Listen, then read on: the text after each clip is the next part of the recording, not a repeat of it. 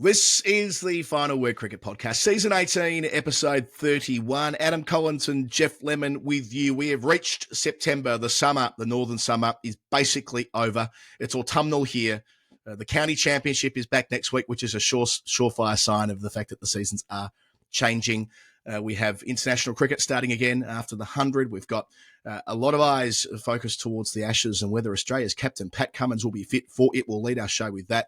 Plenty more in the middle of the show on domestic cricket and the recalibration of the County Championship and the Women's World Cup.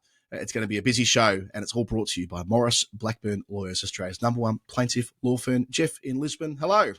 Hello, summer's almost gone. As the Doors sang via Jim Morrison, summer's almost gone, yeah, it's almost gone. Where will we be when the summer's gone? No wonder he went down as one of the great poets of the 20th century.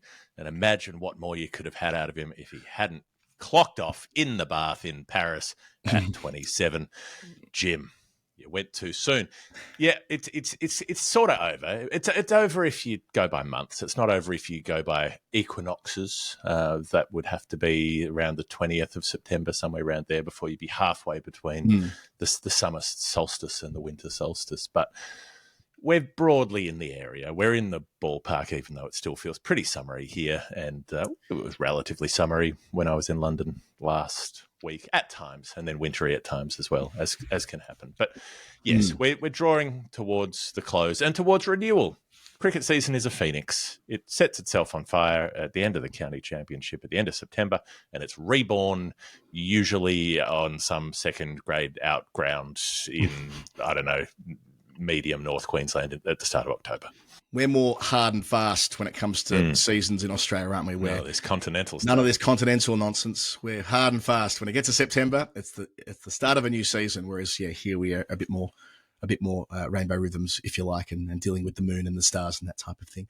But a lot of club cricket finished on the weekend. I saw lots of teams posting their videos of them singing Championes. I don't like the fact that that's just migrated into every sport now. It's okay. I'm not hugely against it being done in football, but, it doesn't need to be everything, but that makes me sound like a crank. But no, that means that a lot of the squares are being scarified. There's too much football in my cricket. Yeah, exactly. Yeah, I don't think that's a criticism we can personally make on this show. Yeah, I was going to say hard for me to mount that argument really when you have a bit of self-reflection there. But no, I guess when you map the percentage of time spent talking about Jack Dunstan last week versus other cricket podcasts, different. Well, a lot of the pitches at this time of year get scarified over here at the start of September because league cricket's finished. I decided to scarify my beard yesterday. I usually do it in October, but I've gone a month early. I've gone with the end of the league season. Yeah, but it's not the end of back. Only for a while. Rach hates it.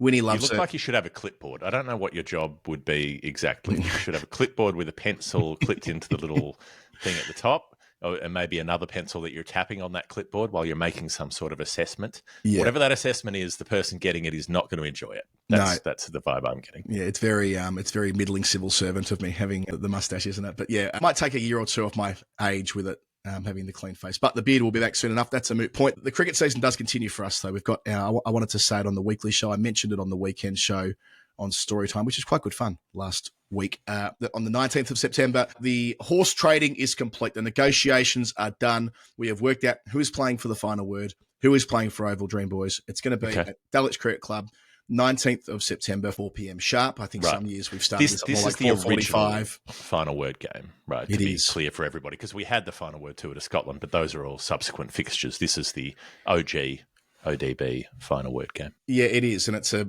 massive sort of final word night. So if you've been before, you know the drill. If you haven't been before, it's followed by pizzas and beers and darts, and by that I mean there's a dartboard there at Dulwich Cricket Club, and then we go out for a big night on the tiles. It seems to be the way that a lot of people are still there at stupid o'clock. So if you've not been part of our little world in real life before, this is not a bad time to introduce yourself to it.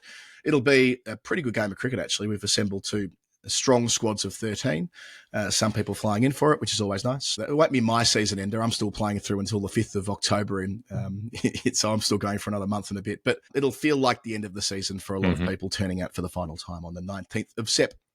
Yes, if you haven't been part of it, then you can become part of it through the Patreon page. That's where you get access to the chat page where all of the discussions and things are going on. So patreon.com/thefinalword. You can also get access to the feed without the automatic programmatic ads that get dropped into the show, because you'd already be paying to support the show. So you don't need to listen to those. There'll be other bits and pieces that we're working on as we try to get more people to jump on board. We want to reach Bradman. This is our new target. Yeah. So we need to add about 170 people to get to 974. If we could get 974 people on the Patreon platform, it would make a big difference to what we do. Over the massive year we've got ahead with 3 World Cups in the next 8 months, plus an Ashes series. Yeah, I'm not rattling the tin or anything like that, but it's a bloody expensive 6 months for the final word in our little land because of the way that the schedule works. So more patrons makes it easier for us to do what we need to do and make all the sums add up. And more generally, the community continues to thrive, and it's a wonderful thing. So as you say, it's not just about story time and the tales of the show, which, by the way, are in book form this Christmas. There'll be more about that when we announce it in a more formal way in a week or two. But yeah, that's coming up. So there's that side of it, but there's more the supporting us and the various people who work in the Final Word world. So patreon.com/thefinalword and become part of what we're doing at the end of the year. Let's get to the story of the week. And this was, this comes in at an interesting time, considering only a week ago we were talking about Australia's fast bowling depth, and we were saying, well, as long as they've got their main 4, they won't be too worried. Will they have their main 4? Will they have their main 1? Is Pat Cummins in trouble for the Ashes with a back problem? This is a story that's been coming through. Nick Holt wrote on it. Daniel Brettig wrote on it. Cricket Australia later confirmed this, that he doesn't have a stress fracture, but he has the hot spot that can be the precursor to a stress fracture. He's got a sore spot in his back, which they're worried about, which is why he hasn't been bowling in any of the T20 stuff. They'd had planned to give him a rest through this period, but not a complete and total rest, where it now looks like he'll probably go into the first Ashes test in Perth, as he did last year in the Border Gavaskar Trophy, without having played at all any domestic cricket. There isn't much opportunity for him to play domestic cricket if they're going to take the conservative route with this possible injury. Yeah, when they were flogged at Perth last year by India, there was some ridiculous criticism and some over-the-top stuff that you get when Australia lose a test match. You understand it because it's playing to a certain audience of, sack the everyone when Australia lose. But also the more credible criticism was around the idea that the Australian bowlers were a little bit underdone, that they were fine on day one, but as they got deeper into the test match, they were lacking for that broader fitness. Now, the medical staff and Cricket Australia would challenge that and say that they know the cricketer's body's better than punters who are watching it or people like us. But still, and Pete Lawler made this point overnight on Cricket et al., it's that, they wouldn't want to end up rocking up with Cummins having no cricket behind him and not looking the part on day one of an Ashes series, remembering that the last time on day one of an Ashes series in Australia, it was where Cummins took the armband, took 5 for 40 odd, and defined the next 6 weeks. So it is important the way these series start. We know that over the years and over the decades. So, yeah, the fact that they've acknowledged that there's to use their words, a level of lumbar bone stress that requires further management over coming months. It says that Pat won't play the one-day series against India. If I recall correctly, I think the plan was that he was going to play in them. Not sure whether the Shield was part of the thinking. Probably not, but still that he would have had some competitive cricket, and now it sounds like he won't. And they'll be as conservative as they can, and they'll trust him to build up around the injury that's there, and they'll cross their fingers and they'll hope. But yeah, you're spot on in what you said before.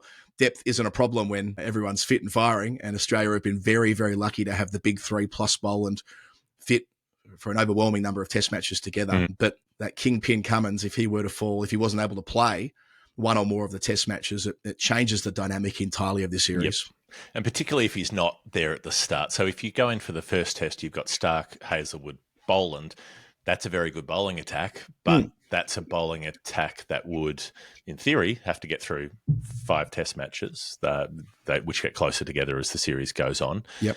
Wear and tear will happen. Hazelwood's had his problems, particularly early in series, over a number of years now, where he's the highest risk, but anything could happen to anyone at any time. So if one of those bowlers tips over when you've already got Cummins out of the frame, then suddenly they're starting to scramble. We talked about Spencer Johnson, Lance Morris being unavailable last week. So you've got maybe it's hashtag Nisa must play. Maybe Michael Nisa comes back into the frame, but he hasn't really been in the frame the last couple of years and hasn't dominated the past couple of years in the way that he did for a few years before that. He'd be 35 and a fair bit, 35 and a half by the time that series was being played. You've got Jumping Jai, Time to Fly, Jai Richardson, who will in theory be back bowling, but only just won't have played. I can't see them risking him in a test match unless he manages to get through a bulk of first-class cricket before. And the reports a couple of weeks ago, I think he might if anything, he'd get one Shield game, maybe. Yeah. But doesn't seem it'd be a big risk. Yeah, and exactly that. And we talk about the big three, right? We talk about Cummins, Hazelwood, Starc in concert with Lyon complementing it beautifully as a prolific off spinner. But Cummins is the generational all-timer, right? Cummins is you can mount a case if you wish that he's the greatest fast bowler Australia's ever produced. Like, he is the unicorn. They're all brilliant and they're all in the conversation for some of the greatest cricketers to play for Australia. But Cummins, you zero it in. He's the guy who makes the difference more than most, and his numbers reflect that. So, it's different. So, like last year when they lost the services of Josh Hazelwood and Bowen stepped in, or there have been instances where Starc has missed a test match here or there. At Cummins, it just feels different. Well, I think it's also that Cummins, and there's not really a way to quantify this. You'd have to do some very granular data diving to do it. But Starc and Hazelwood, to me, are more players who can wreck a team up front or wreck a team in a burst. But Cummins, it's sort of anecdotally, I suppose, in our time watching it, it has always seemed like Cummins is the one who makes a difference when things aren't going Australia's way. Yep. And that's what didn't happen in Perth against India last year, but did happen in other matches and has happened in plenty of previous seasons.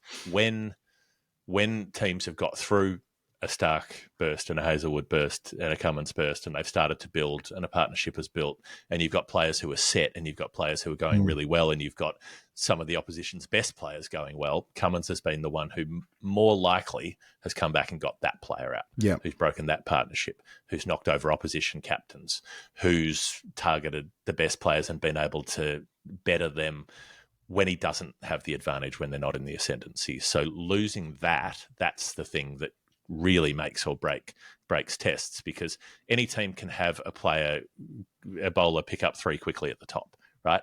Lots of teams end up three for bugger all in Test cricket and still recover to credible positions. Cummins is the one who wrecks the recoveries and has done so often. So I think he would be the biggest loss out of the three if you weren't to be able to play.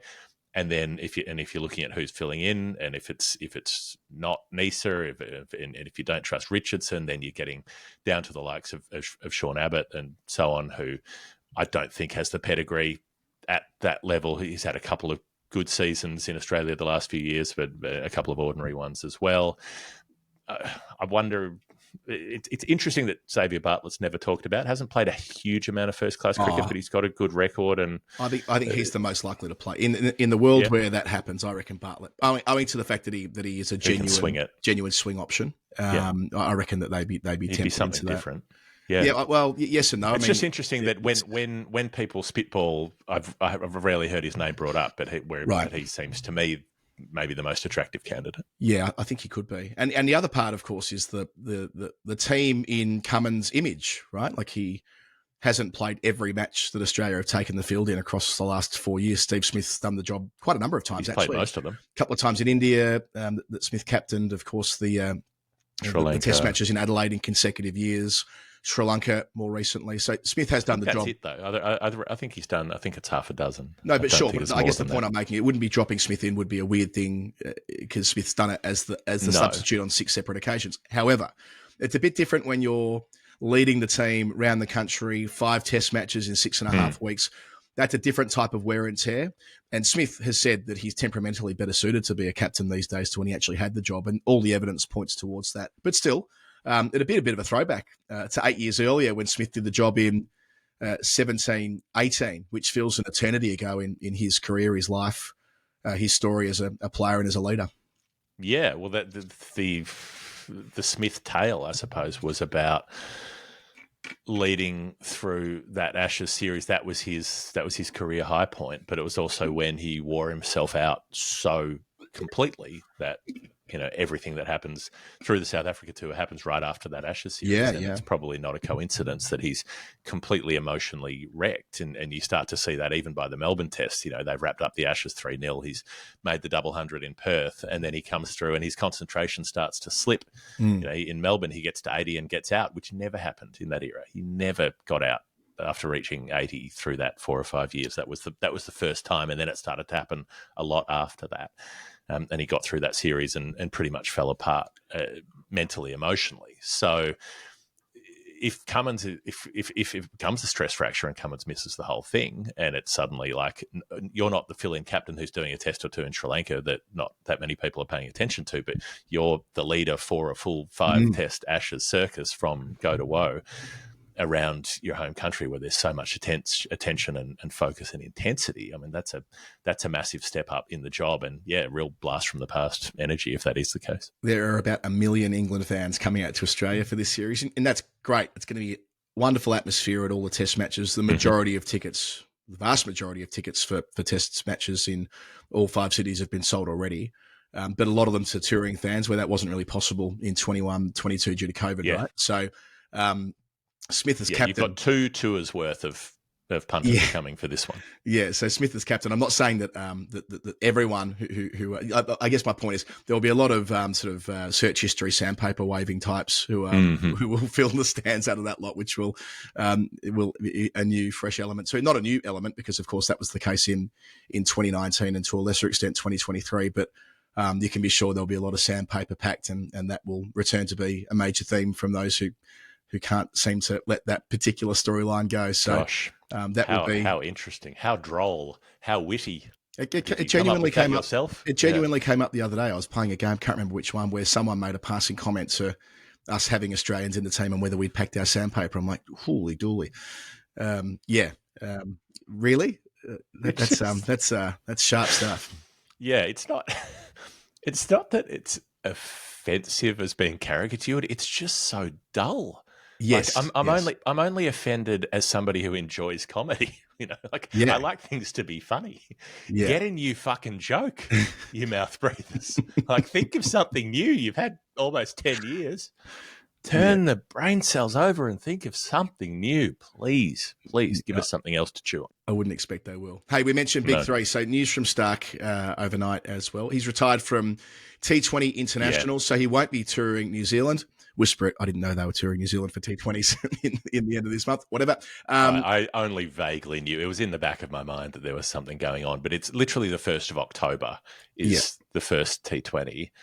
And they're all 3 of them at Mount Maunganui. So, I mean, look, if you're a cricket fan at Mount Maung, you have got a big big week lined up for you. They're playing back-to-back on the Friday and the Saturday. All right. So, I think that might be in that bilateral. Is that still part of that bilateral agreement that goes back about a decade to the pink ball test match where they play every year in some way, shape, capacity, or form? So this might be like for the Chapel Hadley.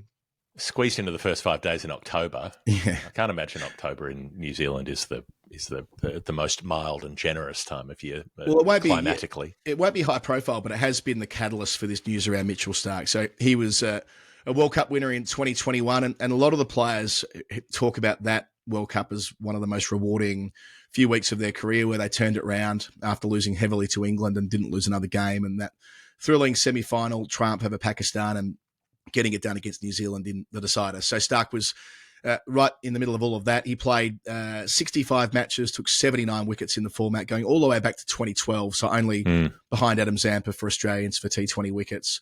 And look, he's been World Cups only for a while now in T20s. He's been managed very carefully, as you'd expect. But overall numbers, averaging 23, strike rate of 18, economy rate of 7.8, all pretty normal. But his presence, I remember we were at the Gabba, weren't we, for that Ireland World Cup game a few years ago. They needed to win. Ireland got off to a flyer. It was looking like, this could be wasn't it? A really bad night for Australian cricket. Then Starc comes on and knocks stumps out twice in 2 balls. And I know they don't go anywhere in that tournament, but it was an emblem of when he was involved, like it is in all 3 formats with a new ball, it expands the horizons of what might be possible for the fielding team.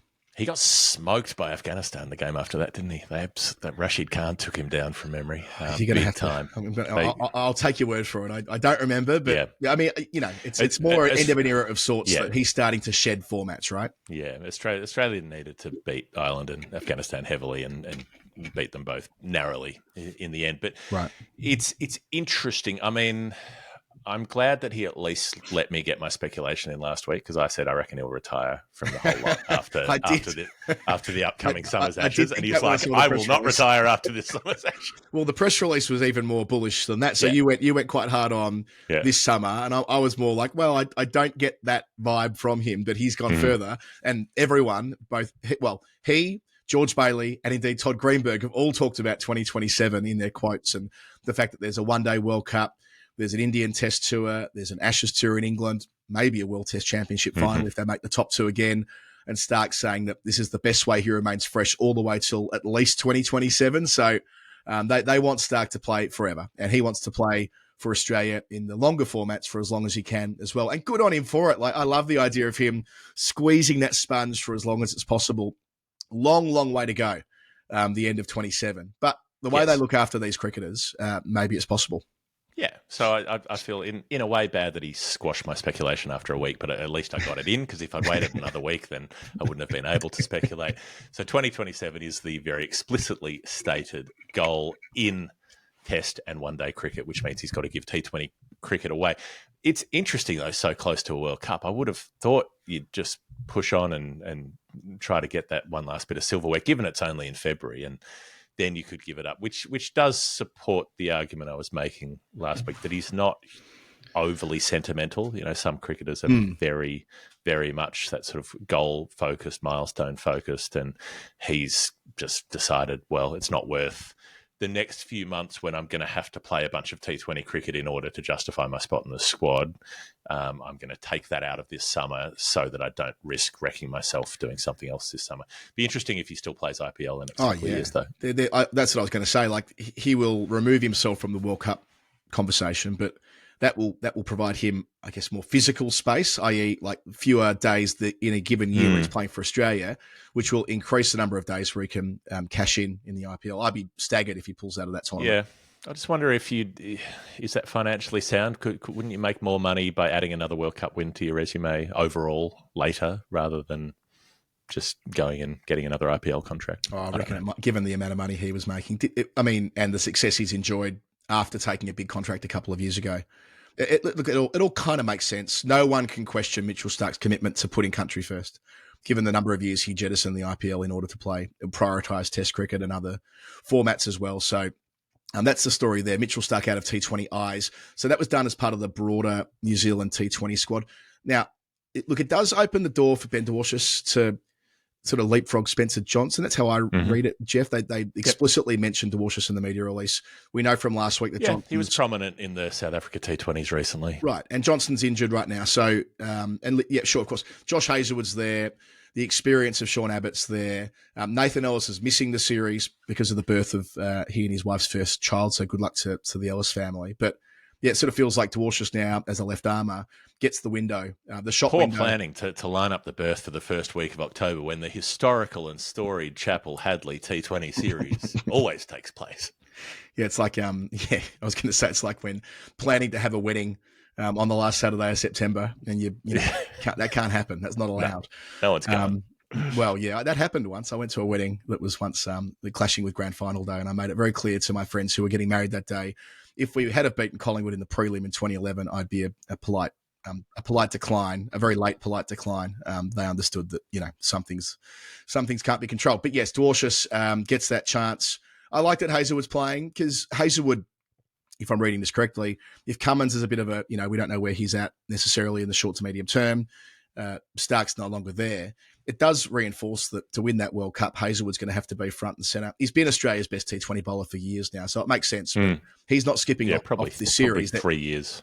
Yeah, he's not sort of skipping the series to prioritise the later in the summer. He's like, no, I actually need to be part of this team right now. Yeah, and he needs to guarantee that he's part of the World Cup squad and have a body of work. Although I think he would have been picked anyway. He bowled so well at times during the recent South Africa series. He probably could have skipped this one, but it's a little tune-up. It's a week in New Zealand. It's the easiest tour in the world compared to the stuff that these guys do. It's a 2.5-hour flight, hop across, 3 games all in the one town. Bang, bang, bang. You're out in 5 days. Back home. See you later. It's a pretty actually quite nice. It's actually probably quite an attractive time to spend with the group. The work off the field might be as important as the work on the field. It's sort of like a 6-day camp where they can all be with each other and work out what their plans are for the World Cup as much as anything else. Yeah, basically, it's a good training camp run for both those sides to tune up and you get a few people along. But I can't imagine you'd have. You wouldn't have sellouts for 3 matches in a row in the same spot, would you? But the other interesting bit with this squad is, so obviously you've got Glenn Maxwell there with Zampa and Kuhneman, the spin options. I wonder if Kuhneman will get a game this time, given that he's been floating around that squad for a little while. The bowling that we've talked about, and the batting, Marsh and Head will open as they've been doing. Tim David, Josh Inglis, and Maxwell will all play. So there's 5-year spots. You'd assume that those players will play every game. So you've got Mitch Owen, who's been floating around the squad recently and done a little bit here and there after that huge Big Bash final.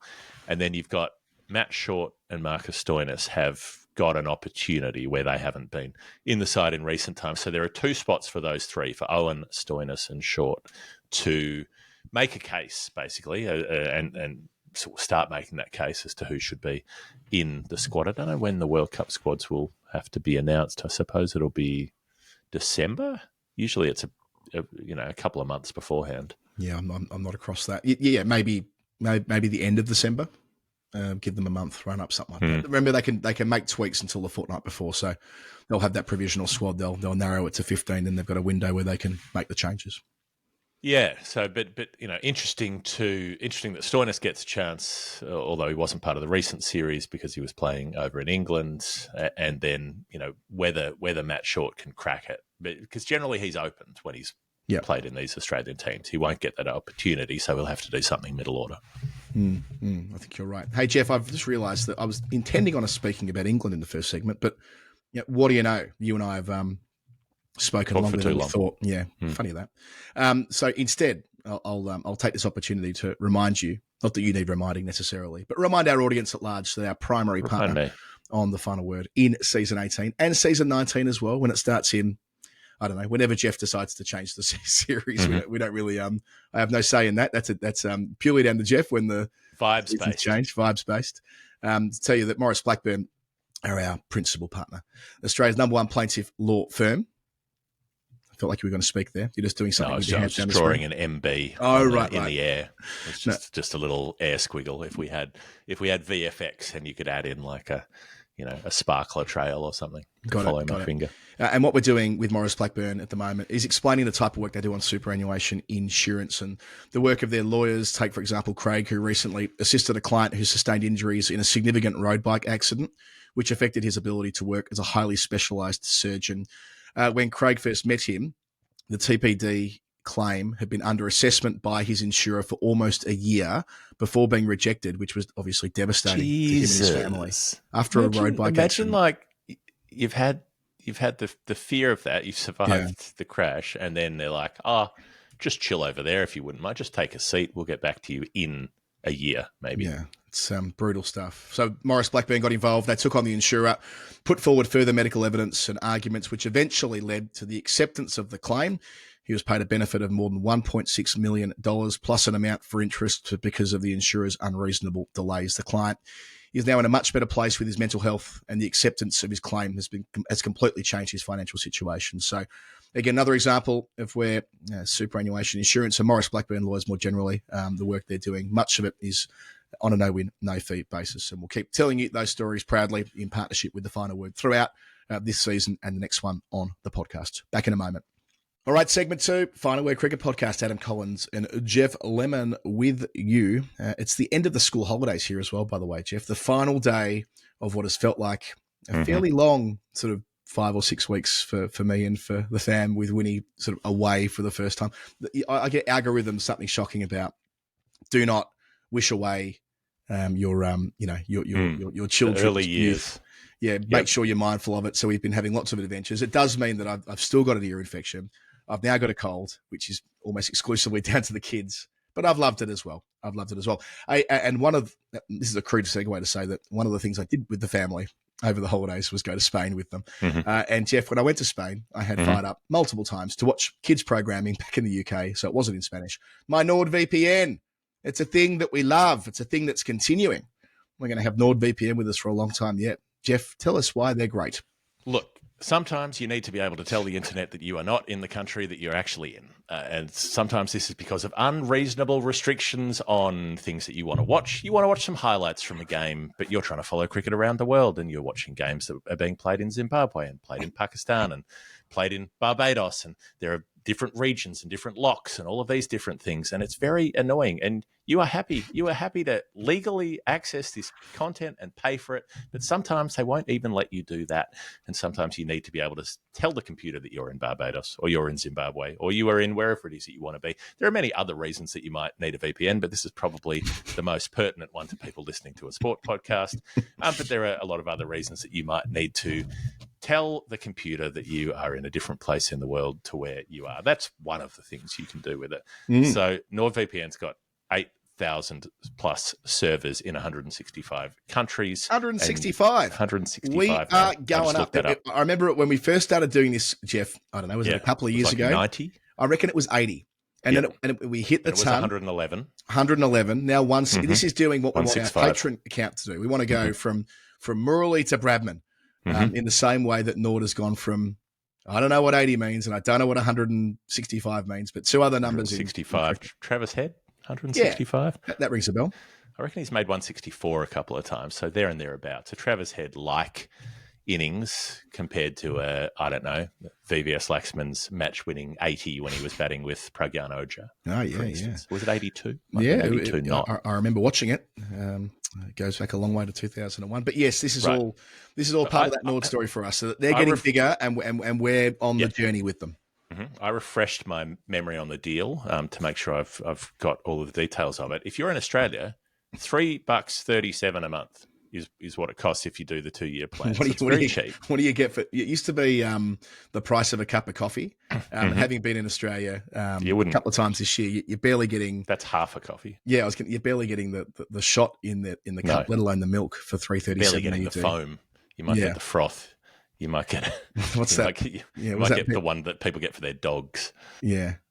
All froth, no substance. Whatever that Peter Costello wine was back in the day. Yes. Right. So you sign up for 2 years. They're charging you $3.37 a month. Hanif Mohammed a month. Bugger all. And then they give you 4 months free. So you actually get 28 months, which means that $3.37 would be even less than that if you extrapolated it across 28.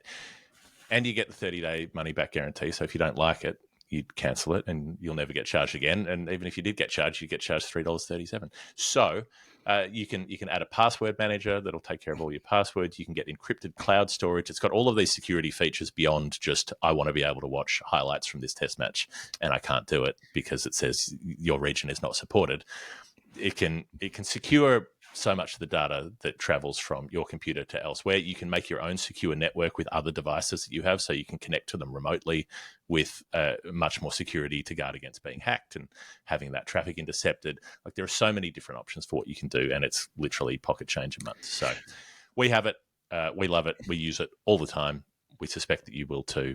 nordvpn.com/TFW. Damn straight. If you like what we've done in the last couple of minutes, hit me up, adam@finalwordcricket.com. This is the time of year when I'm in the hunt for partners to work with us commercially through the Ashes and beyond. It's going to be obviously a gigantic time for Jeff and me. So if you want to be part of that, have your story told every single day of the build up to and the Ashes themselves, this is the time to hit me up, adam@finalwordcricket.com. Someone who won't need their VPN in Perth come November the 20th is Jamie Overton, the England quick but all-rounder as well, and Surrey and formerly of Somerset. He's pulled out of the Ashes because he's pulled out of red ball cricket. So he's going white ball only, even though he was in the... Would he have been part of it? Do you think would he have made the squad? It feels that way. He was in the 11 for the last test at the Oval. I think that there's a better than, say, 60% chance he would have been in the 15 or 18 or however many they take to Australia. So he's saying that after 99 first-class games, a shed load of injuries, given he's done a lot of that as the sort of battering ram, that he realises that he can't do it all. He needs to drill down. And given that he's enjoyed a lot of success on the white ball circuit around the world now, not just in England, in the national team, but beyond that, he is prioritising that with the T20 World Cup round the corner. There'll be England demands there, but also there'll be plenty of opportunities for him in the domestic leagues and trying to fill his boots. I wonder how much he didn't perform well at the Oval, and I wonder how much that sort of influence the Oval Test match, that is, has informed the decision. Like, I kind of hate it if it did. Like, I'd hate to think that if he'd bowled them to victory, would he feel different? You mean? Exactly. Like, I'm a bit shitty about the way that Sam Cook gets spoken about now because he didn't have a good Test match against Zimbabwe. A Test match where everyone was scoring at a runner ball. It was a wild match, right? That he's somehow having a body of work that spans more than a decade, compromised by 3 days at Trent Bridge with 45-metre boundaries, right? With a guy absolutely going for a Bennett at the top of the list for Zim and getting away. But most of the time, overwhelmingly, Cook has been a massive asset moving the ball, both in England and in Australia in the Lions tour. So I don't like it when a bowler especially, gets judged on like one game. But still, his rationale here is, for him at least, for Overton, about the bigger picture. And it does weaken England in as far as they did always think of Jamie Overton as someone who could be part of a broader pace battery, always a battery, yes, in Australia. So an interesting announcement. Well, and somebody who could deliver with the bat as well. I mean, he played in that 100 game I was at the Oval the other week and was extraordinary. Came out in 6 and destroyed it. I mean, he's the Veruca Salts, his team were going nowhere, and he came out and was the only reason that they got a half decent score. You know, they ended up losing, but they had something to try to defend because of just how quickly he scored. So there's the batting part as well as the bowling part, which fits in with the Bazball-y thing. But there's also this kind of this injustice baked in that you can have a player who is reluctant to play and then rules themselves out versus a player like Sam Cook who's desperate to play but won't be given an opportunity. And if you've invested all of this effort in your red ball career and then you get thrown aside like that versus a player who's choosing not to have that red ball career, it feels cruel to have both of those stories existing next to one another. They would be fucking mad not to bring Sam Cook to Australia. Parting thought. They would be bonkers. They took him on the Lions tour to bowl with the Kookaburra in conditions that will be seen again in Australia. Not because that's what happened earlier this year, but because we've seen that in 4 or 5 consecutive summers around Australia. Yep. They would be mad to form the view that Sam Cook, because he doesn't bowl 150, isn't going to be an asset in Australia this year. They've got to give themselves the chance to have someone who plays that role. You know, I know a year ago we were banging on about Dan Worrell playing that role, and who knows? You know, he might, he may still. But it feels like they've picked their horse with Cook. I hope they don't bail off entirely, and maybe this Overton window is opened for him because there'll be an extra spot in the touring party. Maybe. There is such a tendency with cricket administrations to be mentally 10 years, if not 20 years behind in terms of how they view the places they tour to. Like, how many teams have rocked up and like picked 2 spinners at Sydney, or like talked about Sydney as a pitch that turns, or, you know, Brisbane as having all the pace and bounce, and then you go to Brisbane and it's a fucking road, and you go to Sydney and it's doing nothing. Like, teams often don't keep up with the reality of change because they've got the idea of the place in their head. So I wonder whether that plays against Cook. You know, England have to not be mentally in 2017-18 when everything was flat and you needed to be up people's nostrils in order to get them out. They need to not do that this year. Yeah, the classic generals fighting the war that came before it stuff, right? Mm-hmm. I reckon England know this. I mean, Rob Key watches everything. He's a shrewd dude. I'd be surprised if Key fell into that trap of fighting the previous war because he's so across the way. I've seen him in operation. Like, he's got screens everywhere. He's paying attention to everything. I'd be shocked if he wasn't aware of like what Australia is likely to serve up. But the public messaging has been very much about fast bowling, which isn't to discount how effective Archer and Wood would be in concert. But room for someone more akin to Scott Boland, absolutely. Speaking of, they also can't bowl as many overs as someone else can. No, you know, and you got Archer and Wood out there.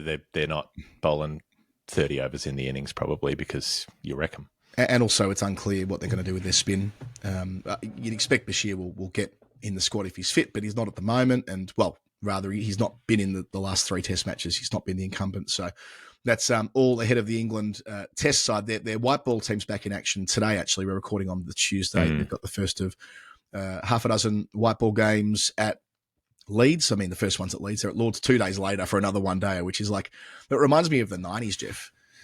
Back-to-back games. The turnaround, especially for a couple of players, you've got Harry Brook, Jamie Smith, Joe Root, Ben Duckett, and to an extent Jacob Bethel. He only played the last of the tests, but the other 4 played all of the test matches straight into the 100, and then a day later, basically, they're out the back of it and into a one-day international against South Africa. It is an intense all-format period. Yeah, especially when you think about how careful the management can be for all format players and missing series and bits and bobs. Like I genuinely, when I saw the name Root on the scorecard playing in the 100, I assumed it must have been Billy. I'm like, oh, surely Joe Root's not being asked to play a short form domestic comp when he's just like that. That is, I would have thought that there would have been an argument for letting him, go to Mallorca or whatever it is, or do literally anything other than pick up a bat after a massive test series and knowing the responsibility on his shoulders later this year. But that's where the commercial imperative runs into. And it's the same for Australian cricket. We often see after a test series them playing a couple of games in the Big Bash in the build-up to another test series that might be played offshore. So I'm not saying it's played the whole thing. These guys played the whole 100. Yeah. So those the whole 4, month. those it's easier if you're a batter, obviously, sure, wear and tear wise, but still mentally you've got to get yourself up for the game. Yeah. And it's and you could think, okay, you've come out of a pressure test series, now you've just got this, whatever condescending term you want to use for short form cricket, hit and giggle stuff, whatever. Oh, it doesn't matter, just go out and have a swing. But there's still pressure on you. In a game, you come out with 40 needed off 22 balls or something like that. You're still expected to make the runs. You're still expected doubt. to it's a professional come out and score at a strike rate of 150. Yeah, there's a professional pride to it, isn't there? If you're Joe Root when you walk out to play, you're not going to be. Yes, it's impossible to replicate the exact same pressure that he would feel when walking out in a test match as you will at Perth in November, but with all the historical baggage and so on. But yeah, I was surprised when clocking that all of them have been really all in on the 100 the whole way through, and now, as you say, into the one days against South Africa and T20s as well. So the most exciting part of this for me is that Sonny Baker is going to debut today, which, as listeners will be aware of, I didn't just start talking about him when I saw him on the 100 a couple of weeks ago. I saw him bowl at the Oval earlier this year, and he looks all that. So very exciting. It's happening quickly for him, clearly. If we said about Jamie Overton maybe providing a bit of space for Sam Cook to get in that Ashes squad. I know it's a different format, but given how much they like Baker, whether they might be tempted just to take him and just to see. Given they'll have the Lions squad there anyway, as the shadow squad, he'll certainly be in Australia. But this is a great opportunity for him to play on the international stage for the first time at Leeds and then Lords later this week.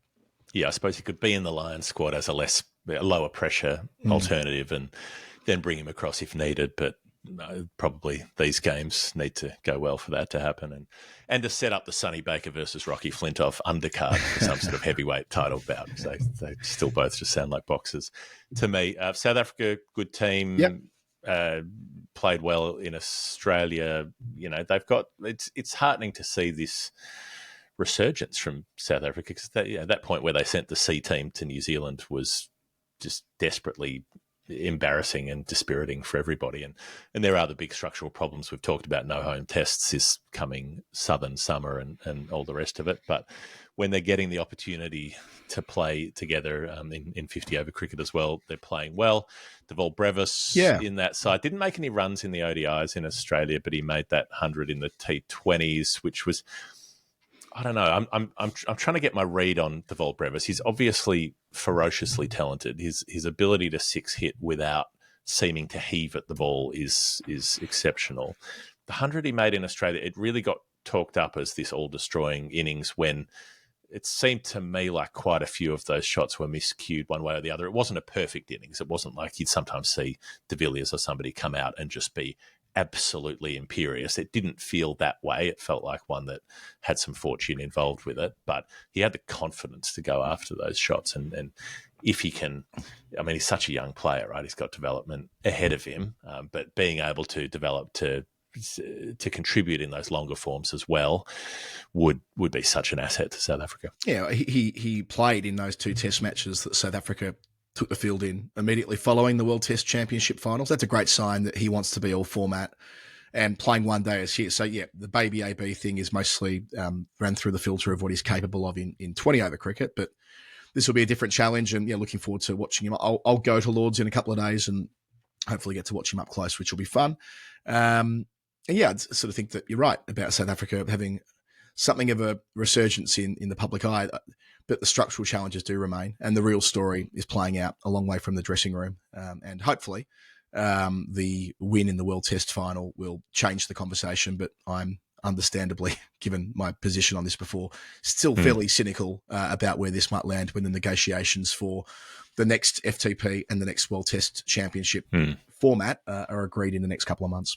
Yep. Yeah. And the possibility of tiers and different grades and how all of that might pan out. There's a lot of change ahead is what it seems like to us. The Women's World Cup, let's move along to that. The equal prize money part of this is good. It sounds good. It looks good. It's I wonder what the actual practical effect is, particularly given that most likely the one of the 3 richest boards is very likely to win it and take most of the cash, and the other 2 are very likely to be in those semi-final spots where they'll get the next best payout.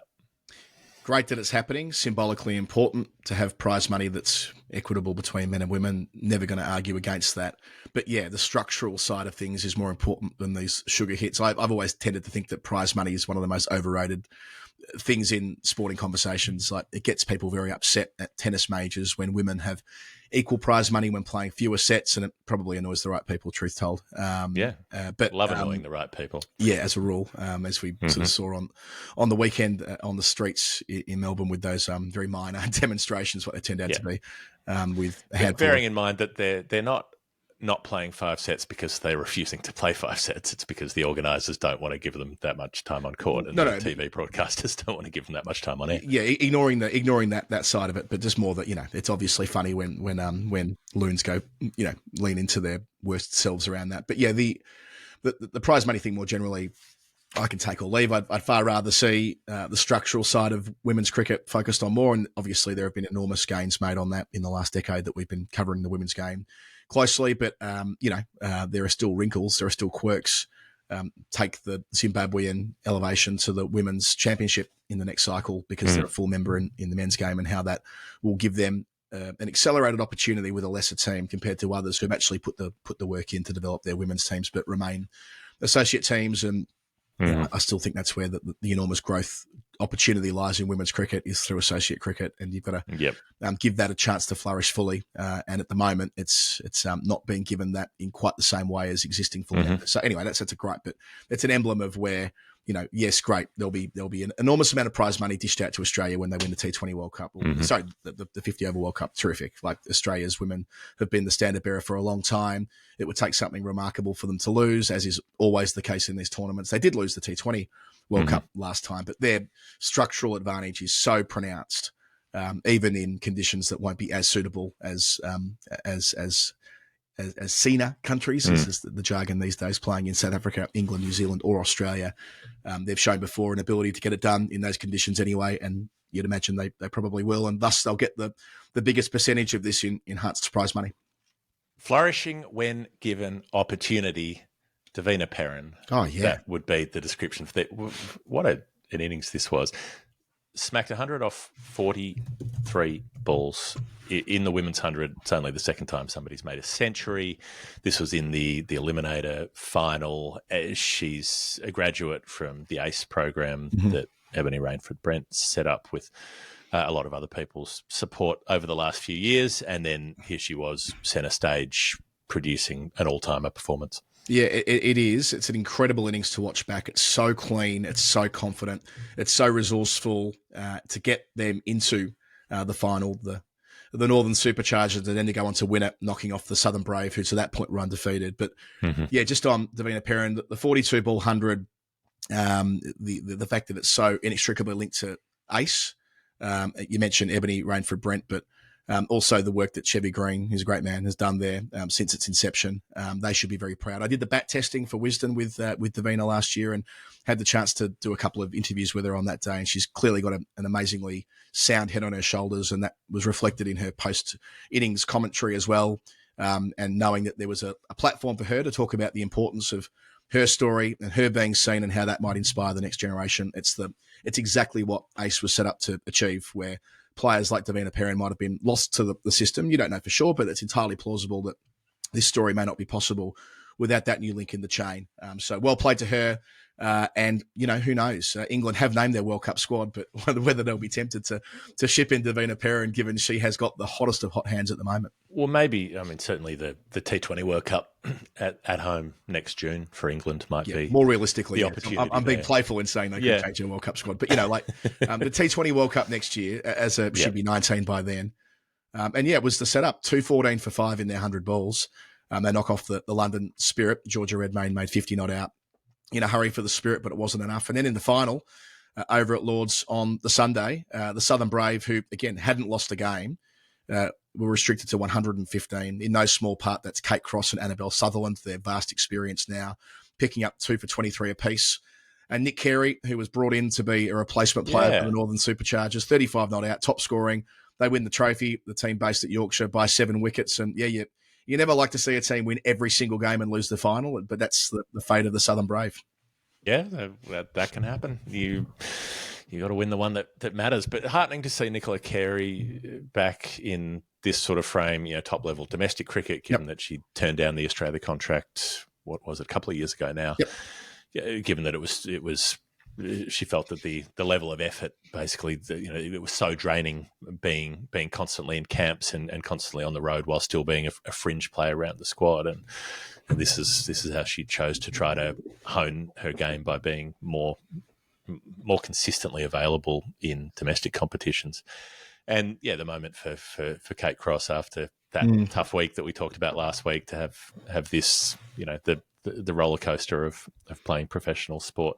I suppose in the men's comp, they didn't get the eliminator played. It was washed out in the end between Northern Superchargers and Trent Rockets. So the Nottingham-based team got through on the basis of their ladder position, played the Oval Invincibles, lost to the Oval Invincibles, perhaps predictably, because the Oval Invincibles have indeed been invincibles. Yeah, given it's barely rained here in 5 months, pretty unlucky to miss out on the eliminator, or the prelim as we would call it in our jargon. But Northern Superchargers were Trent needed to hit 105 in 55 balls, so they were up against it anyway, probably. But it meant the final was between the Invincibles, who win 3 on the trot. So they've won 3 men's tournaments and 2 women's tournaments since the comp started 4 years ago. So what's that? 5 out of 8 available trophies have been won by the team, which as of next year will be known as the Mumbai Indians London. MI London. Yep. Which, anyway, you can the inevitability of that and so on.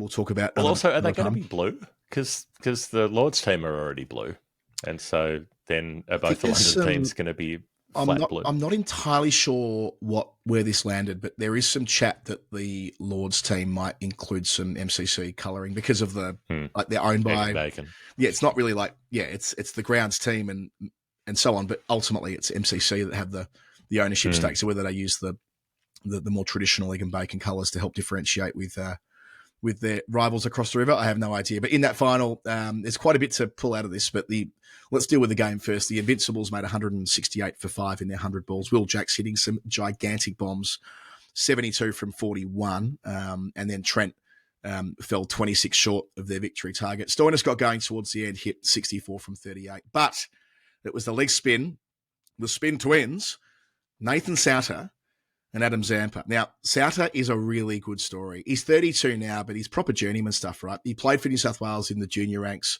grew up in Penrith, then had the British passport, was playing league cricket, I think it was in Surrey, and from that league cricket experience was picked up by Middlesex like a decade ago, played short-form cricket for them, had a stint at Durham.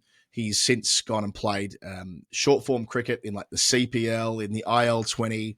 He's been part of this Oval team since its inception, so he's won a couple of trophies there, maybe all 3. I'm not sure when he entered, but still, he's been part of the 100 since day one. And how well's he used that passport? 171 T20s for 183 wickets at 22 and an economy rate of 7.74. You might remember earlier in the show, they are virtually identical numbers to Mitchell Starc at the international level. All I say that for is to note that however humble he is about his prospects, he did an interview afterwards where he kind of joked that he needs to make the most of this because he'll be cleaning toilets when his career's over. Well, Adil Rashid, for good reason, is the primary leg spinner for England, and rightly so in the short forms. But you can see a world where Nathan Souter is being looked at, given how effective he's been. 3 for 25 in this final, attacks the stumps in exactly the same way that Adam Zampa does. Mm-hmm. Lots of variation, lots of experience on this relatively big stage. Like, it's still a sellout at Lords, right? People can diminish the comp all they wish, but a big final at Lords is a big final at Lords. So maybe the Nathan Souter story will have more time to run. And he was doing it alongside Adam Zampa, who picked up 1 for 20 and bowled 10 dots out of his 20 balls and picked up the wicket of the Northern Superchargers captain, David Willey, which is quite important given how influential David Willey's big hitting can be in the top 6. So yeah, a lot more to go here. It shows you can have a couple of leg spinners in tandem and it can work. So maybe there's very different styles. The way that Adil Rashid bowls leg spin is unlike the way that any top leg spinner really in T20 cricket does now, in terms of bowling slower, using turn off the pitch, using a lot more loop when most leg spinners are sort of aggressive and quicker and flatter and dart it through and use the wrong end as their main weapon, I suppose. But the Zampa bit is curious. Yeah. He's one and done. He bowled that spell. He won him a final, and probably that was worth bringing him in. But he was supposed to be bowling in the T20 Blast finals as well, the other T20 competition. It's been curious reading the coverage where they're like, oh, this 100 game is the first T20 that this player has played since, blah, blah, blah. Because, technically it's still defined as T20 cricket, even though it's not 20 overs. Figure that out yourself.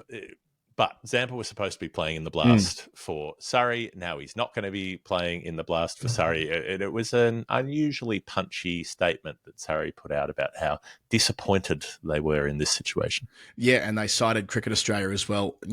I've done some journalism, Jeff. I don't do it very often these days, but I've made some calls and tried to get to the bottom of this. Basically, CA, as I understand it, have got their content camp, which is that week a year where they will have do Instagram videos. Yeah, where they get all of the... they get Sammy Constas with his shirt off, eat a fish burger, do a best of compilation, do a carousel, maybe do a couple of pieces to camera. Well, I've been to this before. Back in the really early days when you and I used to do work for ABC, I've been to one of the content capture days. Essentially, it's for host broadcasters for the home summer, get their pound of flesh, show that they have stuff to run through the summer, like photographs, videos, Q&As, you name it. It's all part of this content day or content week. Where they sit down players and go, oh, tell us about, you were at Headingley in 2019. What was that exactly. like? Or they ask them, what's your favourite colour, or, who's your all that kind of vox poppy stuff all tends to happen, and then they roll it out through the summer. So no issue with that, of course. It's something that the host broadcasters pay for and is clearly a big part of their digital offering. So no big deal about that. But where there's been some confusion is that Zampa told CA, and why would he make it up? He told CA his commitments with Surrey, and there was some links in the chain with the communication breakdown. And CA have said, well, no, you don't. You're coming home. So that means that he can't play the Northants quarterfinal in the Blast this week. So the 4 Blast quarterfinals are Surrey Northants on Wednesday, and then also on the same day, Durham have got Hampshire, Kent have got Lancashire, and Birmingham, which is the Warwickshire side in T20, are playing Somerset. Then the finals day is the following Saturday on the 13th of September. So there is a bit of a gap between, there's a 10-day gap between the 3rd and the 10th where, of course, Zampa would be based in the UK and kind of not doing anything. And that's the week where they want them back in Australia. So that's the confusing part of the whole thing. Where did the communication breakdown happen here? I feel for Zampa because he's trying to forge a career in England with Surrey. He said the 100's his favourite competition. He has to absorb all of these headlines about 20,000 miles flown for 20 balls. He wasn't trying to fly 20,000 miles for 20 balls. He was trying to play this game, the next game, maybe finals day. And that's all now not possible. He's got a reputation from having pulled out of an IPL that he's of this disposition, which is tough because, that adds to the way in which players are interpreted on the franchise circuit, which Zampa's very much part of, and he's tried to do the right thing, but Yeah, that's the nub of it. So he won't be part of that quarterfinal. Surrey are clearly pissed, and hopefully this can be resolved from Zampa's perspective because they like him and he likes them and he wants to play more cricket in England, and fair enough.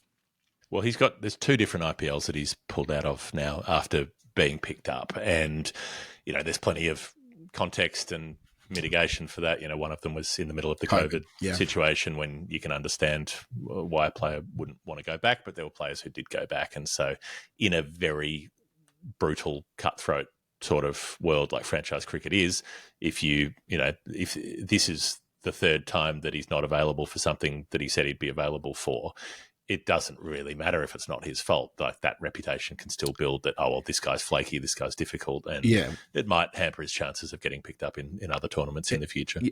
I'll be interested to see which Australian contracted players are not at the content day. Like, is this a rules for some? I'm not sure. I genuinely don't know, but I'd be curious. Like, not every Australian player will necessarily want to be in situ for that, right? There'll be Steve Smith lives in America, and he's not the biggest name out of the contract. No, list, but he's a great interview. I get wanting them wanting him there, but Steve Smith lives in New York, right? Is he going to be having some downtime? And again, fair enough. Or will he be there doing the vox pops and whatever? I have no idea. I'm just curious how that all lands. I suppose we won't know until the Aussie summer when that content, hate that word, but keep using it, gets released. But that's what I've learnt when calling a couple of people around the traps.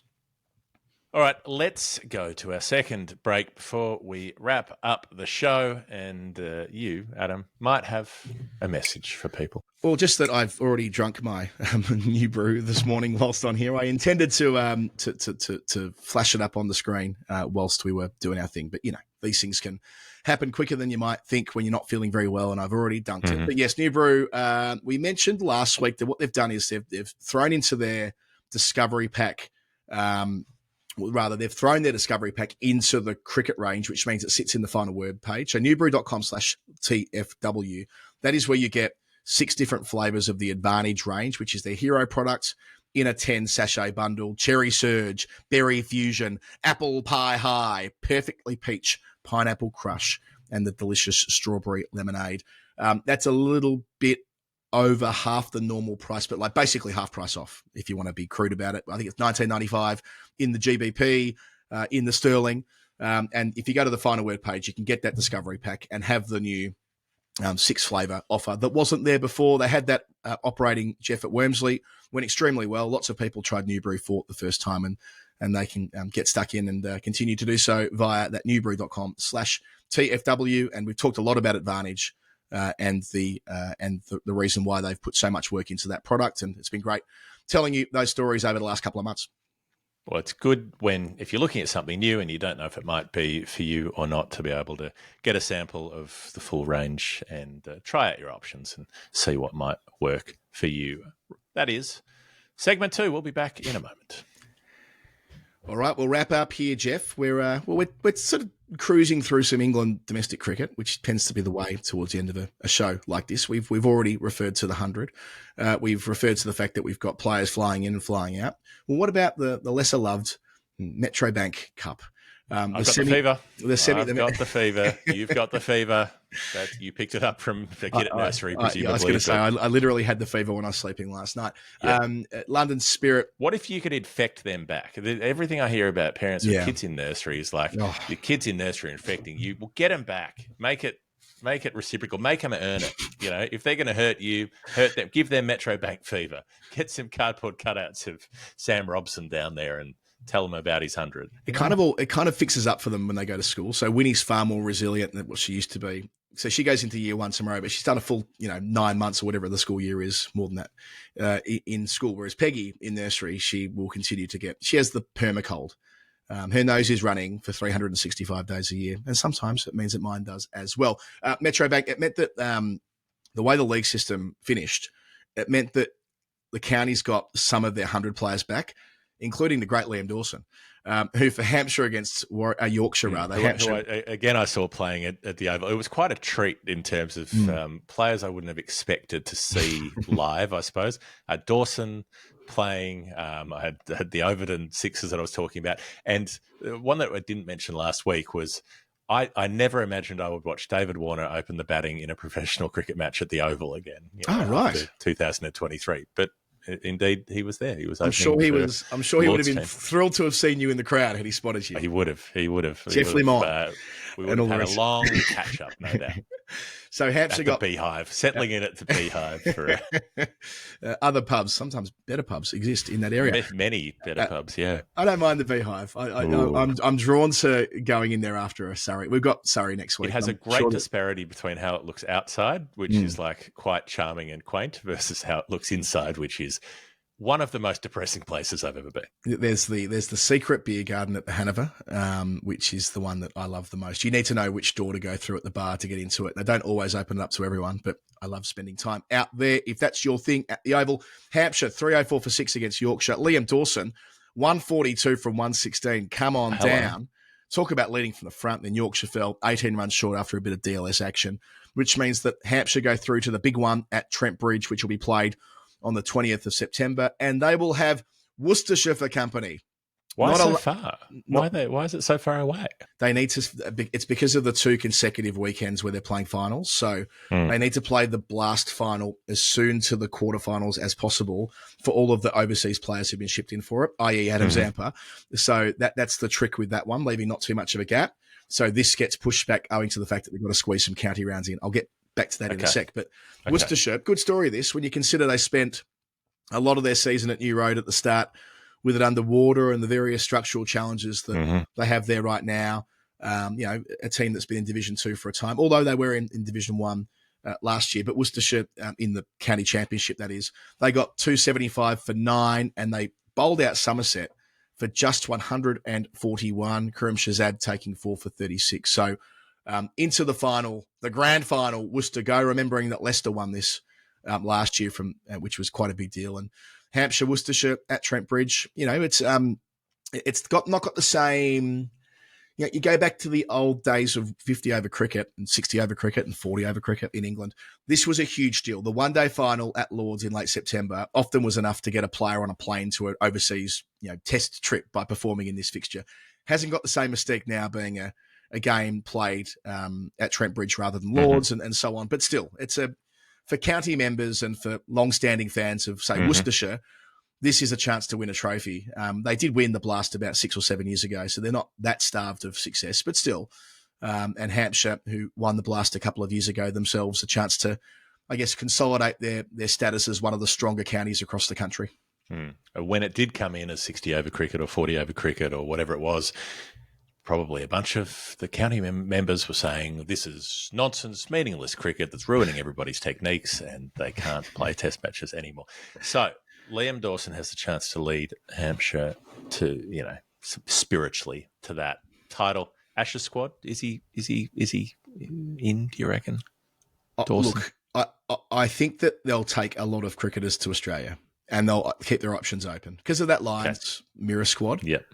I'd still think that Dawson deserves to be seen as a very credible option along with Jack Leach. I've said it before, there's a correlation between kind of experience and how well you go in Australia as a finger spinner if your name's not Nathan Lyon. I can see a world where one of those two, remembering that, Leach was there last time and did a job in Sydney in the one test where he kind of got a chance to get his teeth into things.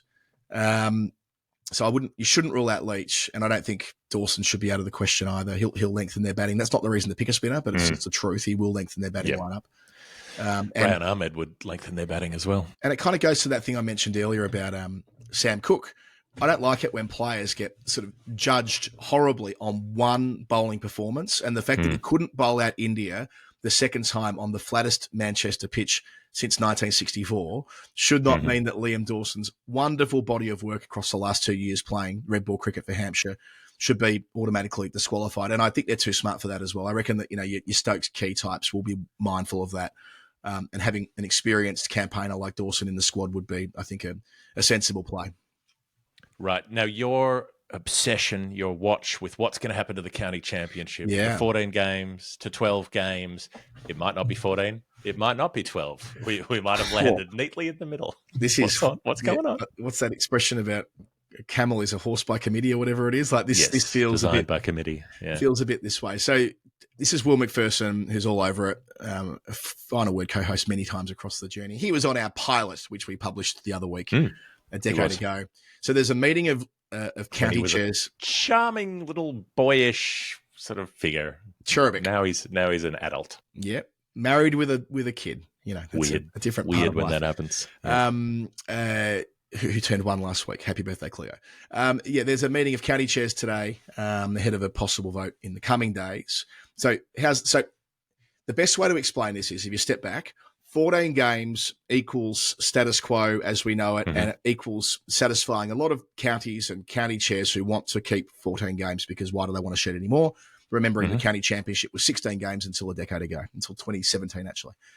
Other camp, before mentioned Rob Key, not just Rob Key, though, a lot of cricketers out there, PCA's position, fewer championship games, longer turnaround times, help decongest the schedule in some part with that. There's the friction. Whether it's 10 games, whether it's 12 games, that's the starting points for both. Until the owners of the 100 decide that it should be twice as long. Well, indeed. But you know what I'm trying to say? That there are two corners that people tend to sit in on this. Make space in the schedule at your peril is my reading on this, because if there is space, it will be used. Indeed.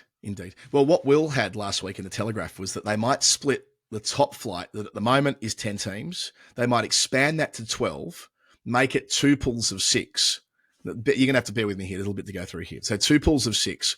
In those 2 pools of 6, you play home and away your own pool, which equals 10. And at the end, they go into the top 6 and the bottom 6 to play off for they go into the top 6 go into the pool to play off for the championship. The bottom 6 go into a new pool to work out which 2 get relegated. So you split the comp into from pools to divisions, and then in that 6-game division, you then play a further 3 games to against teams you haven't played. Teams you haven't played in the that's exactly right. The teams you haven't played in your 6, you then play, which equals 13. Super and that's 6. replicated. You effectively make a Super Sixes format, like the World Cup format, but one of them is the championship zone and one of them is the drop zone. That's it. And a similar thing's going on in the second division where you've got 8 teams, and I didn't quite get a handle on how this would work, but they end up 6 playing, teams, though, wouldn't you? Quite right. You play each other home and away, and I think there's some secondary process where they have a second tournament, which to see who gets promoted. Which 2 teams get promoted. So they end up playing more games. I'm not quite sure how that lands. Anyway, it's not. But I come back to, you're right. It isn't completely mental. There's a degree of elegance to it, I suppose. But also, like, I feel like they've just missed the obvious option. Like when they first went to 2 divisions, it used to be 9 divisions when it was 16 teams. So you play everyone twice, home and away, 16 games, 8 and 8, right? Then they moved to an 8-team first division and a 10-team second division, but they only kept it for 5 minutes. They flipped it to 10 in the top flight and 8 in the bottom. Right. I hope you're keeping up here. If you're listening and you're not too familiar, but bear with me here. That means that now Division 2 is elegant. Division 2, 14 rounds, 8 teams, home and away. That's actually fine. It's the top flight where there are the compromises, where in previous seasons, people have complained about who gets whom twice. This is like an old AFL thing, right? Who you played twice can have a big effect on where you finished. Yeah. You finished top 4, but you played West Coast and Richmond twice, blah, blah. You've got it. So my thinking would be, okay, we want to bring elegance back. We want to concentrate talent at the top end of the pyramid, air quotes. Let's go back to 8 teams in the top flight, 14 games, 7 games home, 7 games away. If you're in the 14 camp, that is. That fixes the Division 1 problem, which is the most important thing. And then in Division 2, I can see a world where you split that into Pool A, Pool B. You play everyone home and away in your own division, which would make, if you've got 2 groups of 5, that would give you 8 games to start with. And then you play everyone in the other division. That means you play 5 games, which are cross-divisional, which means your 2 pools end up having had exactly the same draw. And then you have the top 2 teams playing against each other for who comes first and who comes second in Division 2, and both of them go up. So it would mean 1 game fewer and 13 for 8 of the 10 teams in the second flight. But everyone in the top flight would then have an elegant draw and a chance to win the championship fairly playing the right team. So again, I sort of feel like they nearly got there back in 2017. The only thing they missed was splitting Division 2 into Group A and Group B. It's probably too far gone now. It feels like this 13-game compromise will be where it lands, and that'll have its own elegance, like I said before. But it won't be easy to follow compared to what we have at the moment. I don't think it works. I think the reason they flip the divisions around is because counties want to be in Division 1, not Division 2. And so 8 in Division 1 is fewer opportunities to be in Division 1, and the counties weren't happy about that. But the proposed model that you're talking about, if you've got 6 teams in the bottom division, it's just not enough. It's too few to be a credible second division at that point. And if you've got 2 of those teams getting promoted out of the bottom 6, that's too many of... Like, you could have some pretty ropey teams coming in the second of those qualifying spots, and then getting up into the higher divisions. Yeah, so arguably so, but it does mean it does mean there's always going to be a chance. If you're in the bottom 10, there are 2 routes. There are 2 ways, and it's the same at the moment, right? If you're in the bottom 8, there are 2 spots. Like 2 of 8 go up each year. You could argue that's a bigger problem. 2 of 6 is a lot heavier. But it wouldn't be 2 of of 6. It'd be 2 of 10. How I'm describing it is that in Pool A and Pool B, the way I have it at the moment, like you would ultimately end up... Oh, you're saying, sorry, in the model that's being mooted. In the model that's being proposed. Sorry, yes. Right. Just got confused about which. Sorry, model stuff is not exciting stuff, but it is important because, again, zoomed out, this will probably influence the way that county championship is played for the next 10 years or something like that. So where they land here isn't a small deal. So we'll keep a very close eye on that, and I assume we'll have more to report on next week. And if you want to know what's happening, I'd suggest following Will McPherson in all the usual social media places. And when it comes to the county championship, we're right at the, we're getting towards that business. 3 games to go. Surrey and Notts are the 2 teams with a chance to take it. They're well in advance of everybody else on the leaderboard, but quite close to one another, only 9 points separating them, and you can get 20 plus points in a game if 24 everything goes your way. So 3 matches to go. Who's playing who? Yeah, so this is really exciting. The fact that Surrey do play Notts in one of these last 3 rounds, it's going to be huge deal. They're playing at the Oval, so teams haven't enjoyed much success playing at the Oval. I think one visiting team has won in the last 5 years or something like that. So Yikes. When we crack back into things, Surrey have got Warwickshire, who are mid-table, and then their second game, they play Nottinghamshire, which will be, it's theoretically... The decider, effectively, could be. Yeah, that's right. It theoretically could be the quasi-grand final. That's between the 15th and the 18th of September. And then Surrey have Hampshire in the final game of the season, and Notts have Warwickshire in the final game of the season. In Division 2, meanwhile... Hampshire away is a fairly tough fixture. Yeah. It's been a problematic fixture for Surrey in the past, and Hampshire are currently in 5th spot. Warwickshire are in 4th to round that out. Notts and on the other side Warwickshire of the draw, at their home, so if it does come down to that last round, advantage Notts, but they've got to not get pumped at the Oval. And Leicestershire, who have never been promoted since the 2-division system started. Bring it on. They're on 193 points, and in 3rd spot, Derbyshire, 141. So they're 52 points. Clear of not finishing in the top 2. They need one good result, basically. Yeah, and they're 28 points on top. So they've done tremendously well to get themselves where they are at the moment under the leadership of Peter Hanscom. And looking at who Leicestershire play in the back end of the season, next week they take on Gloucestershire at home. So that's the first in the sequence. Their second game is against their last game, rather, is against Northants, who are also, I think, Northants at the moment are towards the bottom. Yeah, they're in the penultimate position. They're in 7th. And in the middle of all of that, Leicestershire play another team that I can't see on my screen. Kent. They play Kent, which actually might be a nice way to round out the county championship conversation, because, Jeff, Sam Northeast is going home. Sam Northeast, he was a bit of a legend at Kent, former captain there.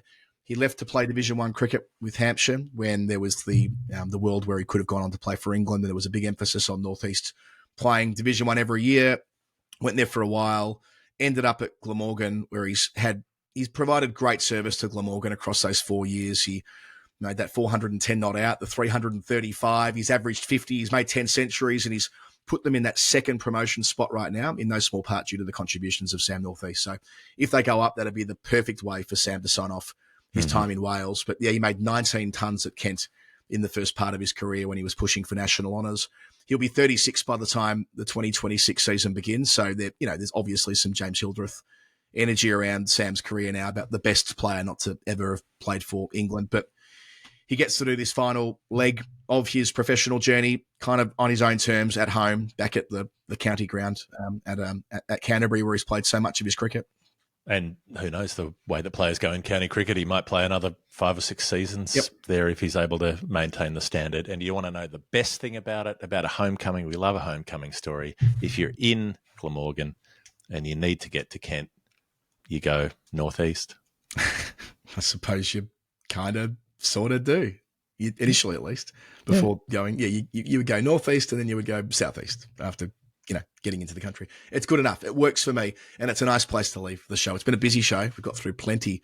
I'm not sure how long we've recorded for. We had to take a brief break in the middle, but however long it's been a worthwhile chat on episode 31 of season 18 as we move seasons. We thank Maurice Blackburn Lawyers, Australia's #1 plaintiff law firm. We thank Newbury. We thank nordvpn.com/TFW, and the Newbury link's in there as well. Adam at finalwordcricket.com if you want to talk about becoming a commercial partner of the show. We're very good at this. We've done this for years. We can look after you as well as we enter an extremely busy time. Any parting thoughts, Jeff? Just jump on Patreon, help us get to Bradman 974. That's the big target. It's a long way away, but Bradman didn't think he was going to get there when he was on 800 for the series. Well, he probably did because he was probably in the middle of making a triple. But that's where we're going to attempt to end up. That's it. It's been the final word. Adam Collins, Jeff Lemon, thanks to you for listening. We will see you for story time, which will be coming up on the weekend. Until then. Bye.